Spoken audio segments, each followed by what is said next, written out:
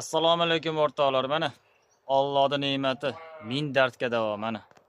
Bo'yini qarang, bo'yini. Bo'yini qarang o'sganini. Allohimga shukr.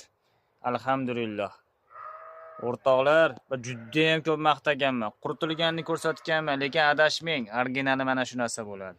Bu krapiva o'rtoqlar. Doim maqtayman. Qichitqi gazanda o't. Bilasizmi nimaga foyda? Qonni mukammal tozalaydi. Qonni to'xtatadi o'rtoqlar. Oshqozonga juda katta foydasi bor. Buyraklarga juda katta foydasi bor. Hattoki varikozda nima uchun bilasizmi? Tomirni toraytiradi, qisqartiradi. Zaharli moddalar chiqarib tashlaydi.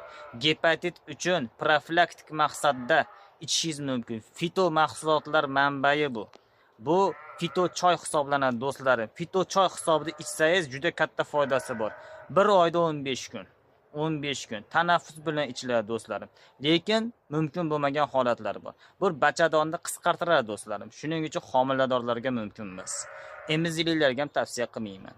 Bu qon bosimini tushiradi do'stlar. Qonni qo'yiltiradi deyishadi. Yo'q, bu qonni qo'yiltirmaydi do'stlar. Qon tomirlarini qisqartiradi. Kista miomalardan iste'mol qilishadi o'rtoqlar.